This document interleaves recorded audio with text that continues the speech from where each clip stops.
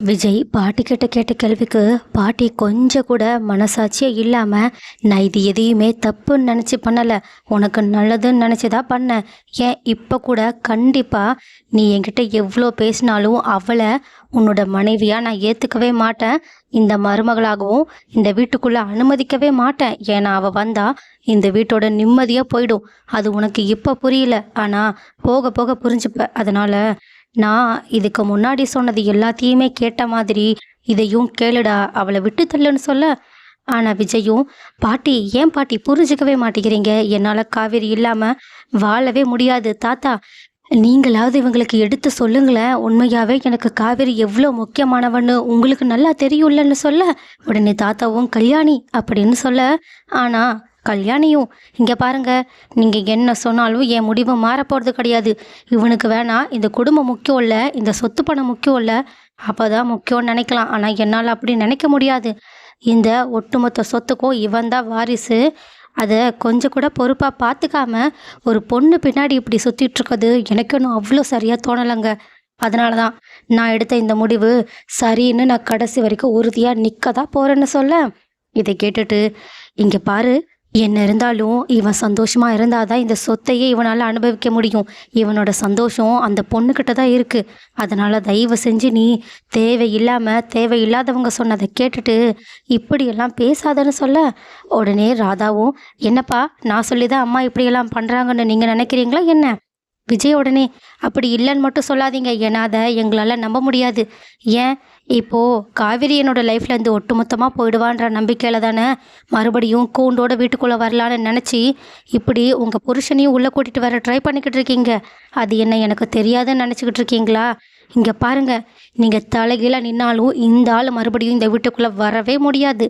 பாட்டி உடனே, என்னடா தப்பு பண்ணாங்கன்றத ஒத்துக்கிட்டதுக்கு அப்புறமாவும் அவங்களெல்லாம் வீட்டுக்குள்ளே வரக்கூடாதுன்னு சொல்கிறதுக்கு யாருக்கும் அனுமதி கிடையாது. இது உன் வீடு மட்டும் கிடையாது, என் வீடும் தான். அதனால் என் வீட்டு மாப்பிள்ளை வீட்டுக்குள்ளே தான் இருப்பாங்க. இங்கே பாரு ராதா, இதுக்கப்புறமா நீயும் உன் பிள்ளையோட உன் புருஷனோட இங்கேயே தான் இருக்கிற. அதே சமயத்தில் விஜய், உனக்கு இங்கே இருக்க விருப்பம் இருந்தால் இரு, அப்படி இல்லைனா காவேரி தான் முக்கியம், இங்கே யாருமே முக்கியம் இல்லைனா தயவு செஞ்சு நீ உன்னோட முடிவை எடுத்துக்கோ. ஆனால் என்ன, கொஞ்ச நாள்லையே நான் சொன்னது தான் சரின்னு உனக்கு புரிய வரும். அதுக்கப்புறமா நீ இங்கே வருவேன்ற நம்பிக்கை எனக்கு இருக்குன்னு சும்மா வார்த்தையை விட்டுடுறாங்க.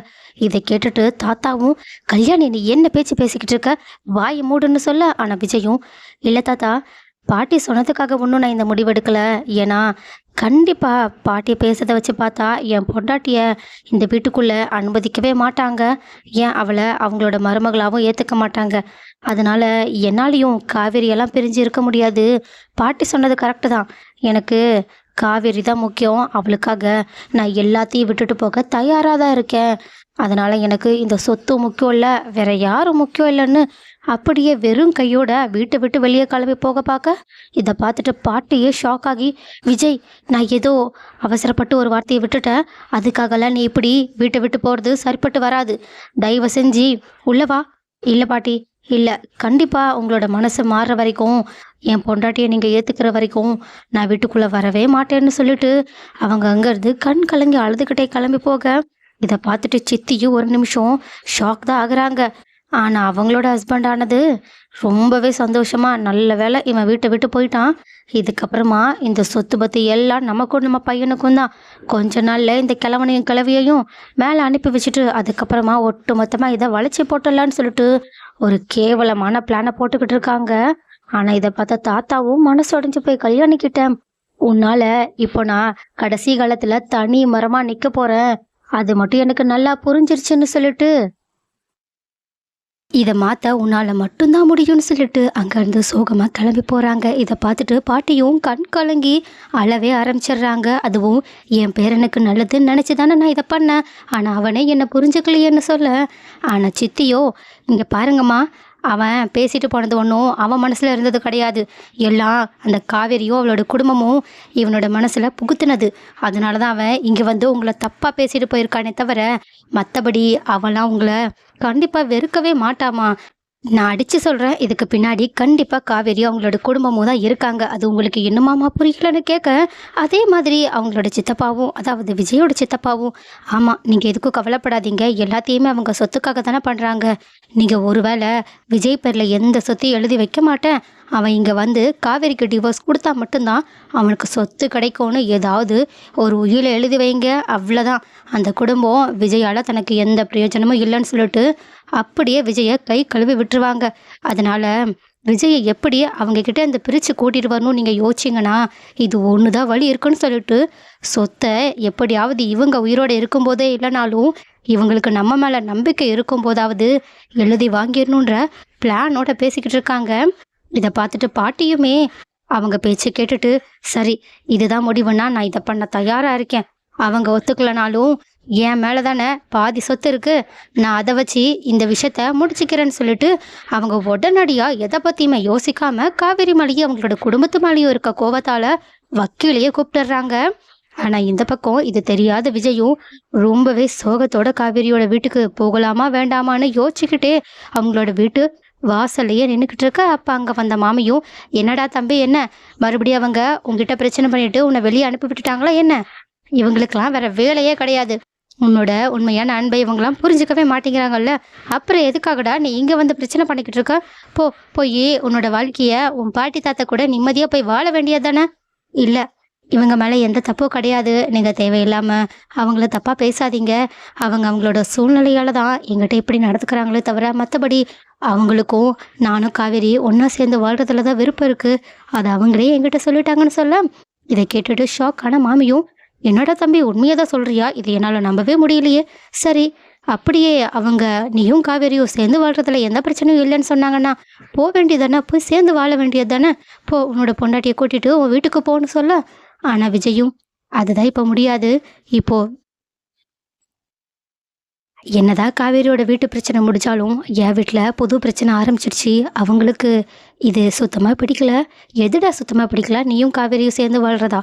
ஆமாம், அவங்க நிறைய பிரச்சனையை யோசிச்சு பார்த்துட்டு நான் நல்லா இருக்கணும்னு தப்பாக இந்த மாதிரி ஒரு முடிவு எடுத்திருக்காங்க. அதனால தான் நானும் அவங்க வேண்டான்னு திரும்பி வந்துட்டேன்னு நடந்த விஷயத்த கொஞ்சம் பட்டோ படாமலும் சொல்ல, இதை நல்லா புரிஞ்சுக்கிட்ட மாமியும், என்னடா உனக்கு என்ன போராத காலம் நடக்குதோ தெரியல. ஒரு பிரச்சனை முடிஞ்சா இன்னொரு பிரச்சனை ஆரம்பமாயிடுச்சு.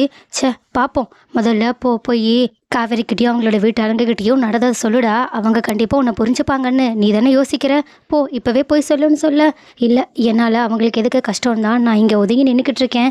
எனக்கு இப்போ வேற எங்கே போகணும்னு தெரியலன்னு சொல்ல, மாமியும், வேற எங்கேயும் போக வேண்டாம். நீ உன்னோட பழைய போர்ஷனுக்கே போ. அந்த இடம் இப்போ காலியாக தான் இருக்குது. உன்னோட பிரச்சனைலாம் எப்போ முடியுதோ அப்போ நீ இங்கேருந்து கிளம்பி போகலான்னு சொல்ல, இதை கேட்டுட்டு ரொம்பவே தேங்க்ஸ் மாமி.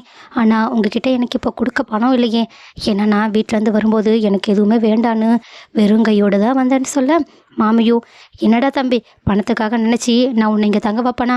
நீ என் பையன் மாதிரி, என்னோட சொந்த மாதிரி. உங்ககிட்டலாம் நான் பணத்தை எதிர்பார்க்க மாட்டேன். போ, உன்னோட பிரச்சனை முடிகிற வரைக்கும் எவ்வளோ நாள் வேணாலும் இங்கே நீ தங்கிக்கோன்னு ரொம்பவே பெருந்தன்மையோட விஜய்க்கு தங்க இடம் கொடுக்க, இதை பார்த்துட்டு விஜயோ கண் கலங்கி அவங்கக்கிட்ட கையெடுத்து கும்பிட்டு நன்றி சொல்கிறாங்க. ஆனால் மாமியோ, இங்கே பாரு, நீலாம் இப்படி சொல்லக்கூடாது. உரிமையாக என்கிட்ட என்ன வேணுன்றத கேளு. சாப்பாடு நானே உனக்கு செஞ்சு எடுத்துகிட்டு வரேன். அது வரைக்கும் நீ மேலே போய் ரெஸ்ட் எடு. ஏற்கனவே சோகத்தில் இருப்பேன்னு சொல்லிட்டு விஜயை அவங்களோட போர்ஷனுக்கு அனுப்பி வச்சுட்டு விஜய்க்காக அவங்க சாப்பாடு எடுத்துகிட்டு வேக வேகமாக கிளம்பி அவங்கள பார்க்கறதுக்காக போக, ஆனால் அந்த பக்கமும் விஜய் தன்னோட வீட்டுக்குள்ளேயும் போக முடியாமல் காவேரியையும் சந்திச்சு இதை பற்றி பேச முடியாமல் தயக்கத்தோட அந்த வீட்டு மாடியிலேயே நின்றுக்கிட்டு இருக்காங்க. அப்போ கரெக்டாக எதர்ச்சியாக வெளியே வந்த சாரதாவும், என்ன தம்பி வந்துட்டீங்களா? உள்ளே வரலாம்ல, ஏன் இங்கே நின்றுக்கிட்டு இருக்கீங்க? என்ன பிரச்சனை? எல்லாம் முடிஞ்சிருச்சு தானே? அவங்கக்கிட்ட காவிரியை பற்றி எல்லாத்தையுமே சொல்லி புரிய வச்சுட்டீங்க தானே? அவங்க என்ன சொன்னாங்க? என் பொண்ணை ஒன்றும் தப்பாக பேசலையே அப்படின்னு அவங்க கேள்வி மேலே கேள்வியை கேட்டுக்கிட்டு இருக்கா. ஆனால் விஜயும் இவங்களுக்கு என்ன பதில் சொல்கிறதுனே தெரியாமல் என்னை மன்னிச்சிருங்கன்னு சொல்கிறாங்க. இதை கேட்ட உடனே சாரதாவுக்கு நிலைமை புரிஞ்சிருச்சு. அதனால் அவங்க, சரிங்க தம்பி பரவாயில்ல, இருக்கட்டும் விடுங்க. அவங்க கொஞ்சம் கொஞ்சமாக உங்களோட மனசை மாற்றிப்பாங்க. நீங்கள் அதை நினச்செல்லாம் கவலைப்படாதீங்க. போங்க, நீங்கள் உங்கள் வீட்டுக்கு போங்க. பிரச்சனை கொஞ்சம் நல்லா சரியாயிடும்னு நம்பிக்கை வைக்கிறத தவிர இப்போது நமக்கு வேறு வழி கிடையாதுன்னு சொல்லிக்கிட்டு இருக்க.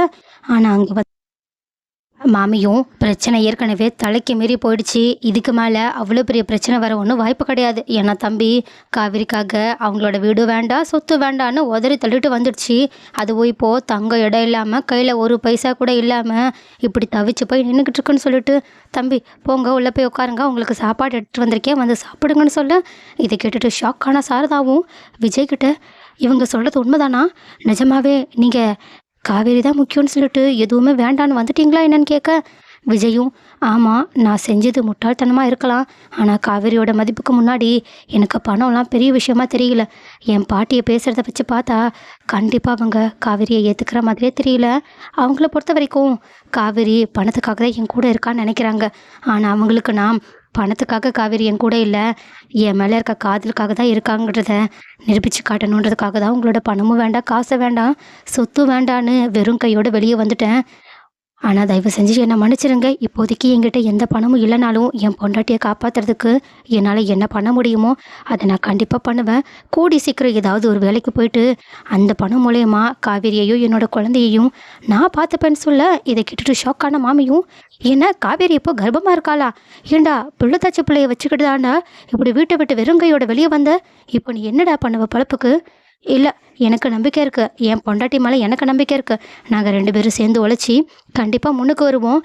அதே சமயத்தில் பாட்டியும் தாத்தாவும் கண்டிப்பாக நான் ஏன் காவேரி கூடயே இருக்கேன், அவன் மேலே நான் எவ்வளோ பாசம் வச்சிருக்கன்றதை கூடி சீக்கிரம் புரிஞ்சுப்பாங்கன்ற நம்பிக்கையும் இருக்குன்னு சொல்லிட்டு சாரதா கிட்ட, அத்தை நான் செஞ்சது சரிதானா இல்லை நான் முட்டாள்தனமா நீங்கள் என்ன நினைக்கிறீங்கன்னு கேட்க, ஆனால் சாரதாவும் இப்போ தான் நீங்கள் என் வீட்டு மாப்பிள்ளை மாதிரி நடந்துக்கிறீங்க, உங்களை என்னோட மருமகன்னு சொல்லவே எனக்கு பெருமையாக இருக்குது தம்பி. காசு பணம் முக்கியம் கிடையாது, உங்கள் பொண்டாட்டி தான் வேணும், உங்கள் பிள்ளை தான் வேணும்னு சொல்லிட்டு வெறும் கையோடு வந்தப்பவே எனக்கு புரிஞ்சிடுச்சு நீங்கள் தான் காவேரிக்கு சரியான ஆளுன்னு சொல்லிட்டு.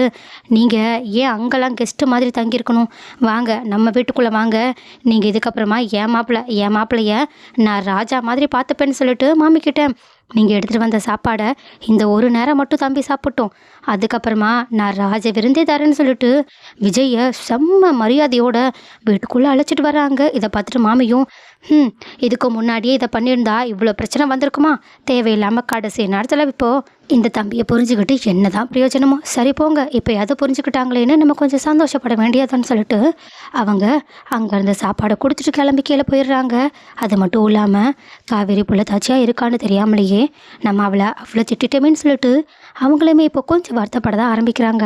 ஆனால் சாரதாவும் விஜய் வருத்தத்தோடு இருக்கிறத பார்த்தாலும் அவங்களுக்கு முடிஞ்ச அளவுக்கு நம்ம சந்தோஷத்தை கொடுக்கணும்னு சொல்லிட்டு உள்ளே கூட்டிகிட்டு போயிட்டு விஜயை பார்த்து பார்த்து கவனிச்சுக்கிறாங்க. அப்போ இது எல்லாத்தையுமே பார்த்துட்ருக்க காவேரிக்கும் ஒரு பக்கம் விஜய் தன்னை வீட்டை விட்டு பிரிஞ்சு வந்துட்டாங்கன்னு கவலையோடு இருந்தாலும், இன்னொரு பக்கம் நம்மளோட வீட்லேயாவது விஜயை பற்றி புரிஞ்சுக்கிட்டாங்களேன்னு சொல்லிட்டு சந்தோஷப்பட குமரனும் கங்காவும் அதே மாதிரி தான் சந்தோஷப்பட்டுக்கிட்டு இருக்காங்க. ஆனால் இன்னொரு பக்கமும் இந்த மாதிரி வீட்டை விட்டு விஜய் வெளியே வந்துட்டாங்கன்ற விஷயத்தை கேள்விப்பட்ட யமுனாவும் நிவின் கிட்ட போயிட்டு மறுபடியுமே ரொம்பவே மோசமான வார்த்தைகளால் அவங்கள காயப்படுத்த ஆரம்பிக்கிறாங்க. அதாவது, என்ன நிவின், இதுக்கப்புறமா காவேரி கூட அவங்களால சேர்ந்து வாழ முடியாது போலையே, காவேரி வேறு ஏதோ பிளான் போட்டால் இங்கே வேறு ஏதோ நடந்துருச்சு, என்ன பண்ண, விஜய் காவேரி மேலே அவ்வளோ அன்பு வச்சுருக்கான், அதனால தான் காவேரியை விட்டு பிரிய முடியாமல் இருக்கான். ஆனால் என்ன உங்களுக்கு அது புரியல, நீங்கள் விஜயை ஏமாத்தலான்னு பார்த்தீங்க, இப்போ பாருங்கள் நீங்கள் ஏமாந்து போய் நிற்கிறீங்கன்னு சொல்லிட்டு இன்னுமே விஜய் காவேரியை விட்டு பிரிஞ்சு போனதுக்கப்புறமா காவேரியும் நிவினும் சேரலான்ற பிளானோடு இருக்கிற மாதிரி பேசிக்கிட்டு இருக்காங்க. இதை கேட்டுட்டு நிவின், இதுக்கு மேலே உங்ககிட்ட சொல்லி எந்த பிரயோஜனமும் கிடையாது, முதல்ல உனக்கு வீட்டில் நடக்கிற விஷயம் முழுசாக தெரியவே இல்லைன்னு நினைக்கிறேன், முதல்ல உங்கள் அம்மா வீட்டுக்கு போயிட்டு காவேரி எப்படி இருக்கான்னு கொஞ்சம் விசாரிச்சுட்டு வா, அதுக்கப்புறமா உனக்கு உண்மை புரியும்னு சொல்ல. இதை கேட்டுட்டு மறுபடியுமே யமுனா, என்ன இப்போ கூட விஜய் எப்படி இருக்கான்னு என்னை விசாரிக்க சொல்ல மாட்டேங்கிறீங்க, காவேரி எப்படி இருக்கான்னு என் மூலயமா விசாரித்து நீங்கள் தெரிஞ்சுக்கணும், அவ்வளோதானே? ச்சே, இந்த மாதிரி ஒரு கேவலமான ஆளை ஏன் தான் கல்யாணம் பண்ணிக்கிட்டோன்னு எனக்கு அசிங்கமாக இருக்குன்னு மறுபடியுமே அர்த்தமே இல்லாமல் பேசிக்கிட்டு இருக்க. ஆனால் நிவனும் இந்த தடவை கோபப்படுற மாதிரியே தெரியல. ஏன்னா காவேரி கர்ப்பமாக இருக்க உண்மை தெரிஞ்சால் கண்டிப்பாக இந்த லூஸுக்கு நம்ம எவ்வளோ பெரிய தப்பு பண்ணிகிட்ருக்கோன்றது புரிய வந்துடும்னு சொல்லிட்டு நம்பிக்கையோட, வா நானே உன்னை கூட்டிகிட்டு போகிறேன்னு சொல்லிட்டு யமுனாவை காரில் வந்து கூட்டிகிட்டு அவங்களோட வீட்டு வாசலில் இறக்கி விட்டுட்டு, நான் வரல, நீ போய் பார்த்துட்டு வா, நான் 10 நிமிஷம் கழித்து வரேன், ஏன்னா உண்மை தெரிஞ்சதுக்கப்புறமா உன்னோட முகம் எப்படி போகுதுன்றதை பார்க்குறதுக்காக கண்டிப்பாக நான் வருவேன்னு சொல்லிட்டு ஏதோ ஒரு விஷயத்த சொல்லாம சொல்லிட்டு போறத யமுனாவுமே பார்த்து தெரிஞ்சுக்கிறாங்க. ஆனா அது என்னன்னு தெரியாததுனால குழப்பத்தோடு அங்க போயிட்டு நிவின் சொன்ன மாதிரியே காவேரி கிட்ட என்ன எப்படி இருக்க, உன் உடம்பெல்லாம் எப்படி இருக்குன்னு கொஞ்சம் டெரரா தான் கேட்குறாங்க. ஆனா காவேரியும் யமுனா அப்போ நான் நம்மளோட கர்ப்ப விஷயத்தை தெரிஞ்சுக்கிட்டு தான் இப்படி கேட்குறாளோன்னு சொல்லிட்டு உடனடியாக நிவின் நினச்ச மாதிரியே இப்போ நல்லா தான் இருக்கேன், அம்மாவுக்கு நான் கர்ப்பமாக இருக்கேன்னு தெரிஞ்ச உடனேயே தலைகால் புரியலை. முதல்ல என்னன்னா பயந்தாங்க, இப்போ என்னடானா எனக்கும் என் புருஷனுக்கும் சேர்த்தே விருந்து சமைச்சு போடுறாங்கன்னு சொல்ல இதை கேட்டுட்டு யமுனா என்ன நீ கர்ப்பமாக இருக்கியா, உண்மையாவே வா, உன் வயிற்றுல விளையாடுறதுக்கு விஜய் தான் காரணமா என்னன்னு சொல்லிட்டு மொட்டையாக கேட்குறாங்க. ஏன்னா அவங்களுக்கு இன்னுமே காவேரியோட கர்ப்பத்துக்கு நிவின் காரணமோன்ற கேவலமான சந்தேகம் இருக்குது. இதை புரிஞ்சுக்காத காவேரியும் என்னடி என்ன ஏதோ புதுசாக கேள்வி கேட்குறேன், நான் கர்ப்பமாக இருக்கேன்னா அதுக்கு காரணம் என் புருஷன்தான், வேற யாரு? இங்கே பாரு, நீ ஏதோ குழப்பத்தில் இருக்கியா நினைக்கிறேன், படித்து படித்து ஓ மூளை ஏதோ மலங்கிடுச்சுன்னு நினைக்கிறேன். சரிப்போ போய் சாப்பிடுன்னு சொல்லிட்டு அவங்கள அங்கேருந்து அனுப்பி வைக்க. ஆனால் கங்காவுக்கோ யமுனா என்ன மீனிங்கில் கேட்டாங்கன்றது புரிஞ்சிடுச்சு. அதனால் அவங்க காவேரி அந்த பக்கமாக போனதுக்கப்புறமா ஹாலில் யாருமே இல்லாத நேரமாக பார்த்து யமுனாவோட கன்னத்தில் பல்லார்னு 2 அறைய வைக்கிறாங்க. இதை பார்த்துட்டு ஷாக்கான யமுனாவும் ஏன்க்கா இப்படி பண்ணுறேன்னு கேட்க, ஆனால் கங்காவும் செம்ம கெத்தோட நீ காவேரி கிட்ட கேட்ட கேள்வியோட அர்த்தம் அவளுக்கு புரியாமல் இருக்கலாம், ஆனால் எனக்கு புரியும். இதுக்கு மேலேயும் அவளை பற்றியும் நிவனை பற்றியும் தப்பாக யோசிச்சு பார்த்தேன், அப்புறம் உன்னை நான் என் தங்கச்சின்னு கூட பார்க்க மாட்டேன், கொன்னுடு வேண்டின்னு சொல்லிட்டு அவங்க செம்ம கெத்தா யமுனாவை மிரட்டி அடிச்சுட்டு அங்கேருந்து கிளம்ப. இதை பார்த்துட்டு யமுனாவும் அப்படியே கலங்கின கண்ணோட கன்னத்தில் கை வச்சுட்டு நின்றுக்கிட்டு இருக்கேன்.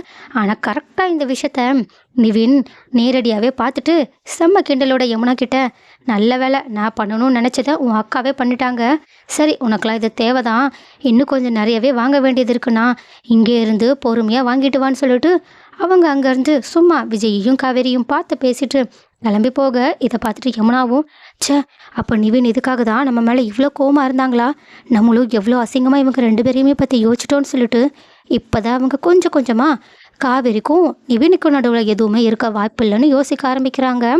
பட் இன்னொரு பக்கம் தாத்தா பாட்டி இந்த மாதிரி விஜய் வீட்டில் இல்லாததுனால ரொம்பவே சோகத்தில் இருக்காங்க. ஆனால் இதுதான் சாக்குன்னு சொல்லிட்டு அஜயோட அம்மாவும் அப்பாவும் அஜயை எப்படியாவது வீட்டுக்கு கூட்டிகிட்டு வரணும்னு சொல்லிட்டு படிப்படியாக அந்த முயற்சியை எடுக்க ஆரம்பிக்கிறது மட்டும் இல்லாமல் இந்த விஷயத்த ராகினிகிட்டேயுமே சொல்லிடுறாங்க. ஆனால் இதை கேட்டுட்டு ராகினிக்கோ ஒரு பக்கம் விஜயோட குழந்தைய காவேரி சுமந்துட்டு இருக்கான்ற கடுப்பு இருந்தாலும், இன்னொரு பக்கம் விஜய் ஒரு வழியை வீட்டை விட்டு போயிட்டான்ல, அவனுக்கு இனிமேல் எந்த செல்வாக்கும் இருக்காது. அதனால் இப்போது நம்ம காவேரியை மட்டும் இல்லை விஜயையும் சேர்த்து பழிவாங்கலாம். ஏன்னா அவன் காவேரிக்கு உதவி பண்ணுறேன்னு சொல்லிட்டு நம்மளையும் நம்ம அப்பாவையும் எந்த அளவுக்கு அசிங்கப்படுத்தியிருப்பான், எந்த அளவுக்கு டென்ஷன் படுத்தியிருப்பான். அதனால் அவனுக்கு நம்ம தரமான பதிலடிச்சு கொடுத்தாகணும்னு சொல்லிட்டு அவங்க அப்பா கிட்ட சேர்ந்து காவேரியை பழி வாங்குற மாதிரி விஜய்க்கும் கஷ்டத்தை கொடுக்கணும்னு பிளான் போட்டுக்கிட்டு இருக்காங்க. ஆனால் இது எதுவுமே தெரியாத பாட்டியும் இவங்க எல்லாரும் நம்ம பக்கம் இருக்காங்க. அதுவும் பசுபதியெல்லாம் அவங்களுக்கு சுத்தமாக பிடிக்காதுன்னு நினச்சிக்கிட்டு இருக்காங்க. பட் எப்படியும் ஒரு கட்டத்தில் கண்டிப்பாக ராகினியும் பசுபதியும் விஜயோட சித்தப்பா பேச்சை கேட்டுட்டு அவங்களுக்கு கஷ்டத்தை கொடுக்கணும், விஜய்க்கு கஷ்டத்தை கொடுக்கணுன்றதுக்காக நிறைய பிரச்சனைகள் பண்ண போகிறாங்கன்ற விஷயத்த கண்டுபிடிச்சிருவாங்க. அப்படி கண்டுபிடிச்சதுக்கப்புறமா கண்டிப்பாக இந்த சித்தப்பாவை வீட்டை விட்டு அடித்து துரத்துறது மட்டும் இல்லாமல் அவங்களே அவங்களோட பவரை பயன்படுத்தி இந்த பசுபதிக்கும் ராகினிக்கும் ஒரு முடிவை கட்டிடுவாங்கன்னு யாரெல்லாம் நினைக்கிறீங்க? அப்படி கட்டினா நல்லா இருக்கும்னு நீங்கள் நினச்சிங்கன்னா அதை கமெண்ட்டில் சொல்லுங்கள். அண்ட் ஆல்சோ இந்த மாதிரி ராகினிக்கு இந்த மாதிரி காவேரி கர்ப்பமாக இருக்கான்ற உண்மை தெரிஞ்சதுக்கு அப்புறமாவும் அவங்கள பழி வாங்கணும்னு இப்படி யோசிக்கிறாங்கன்னா அவங்களுக்கு கண்டிப்பாக விஜய் தரமான பதிலடியை கொடுத்தாகணும். அவங்க 2 பேரையுமே கதற விடணும். என்னதான் விஜய்கிட்ட பணம் இல்லைனாலும் அவங்களுக்கு மூளை நிறையவே இருக்குது. அதனால் அவங்களோட மூளையை பயன்படுத்தி கண்டிப்பாக இவங்களோட 2 பேரோட ஆட்டத்துக்கும் முடிவு கொண்டு வந்துடுவாங்கன்னு யாரெல்லாம் நினைக்கிறீங்க?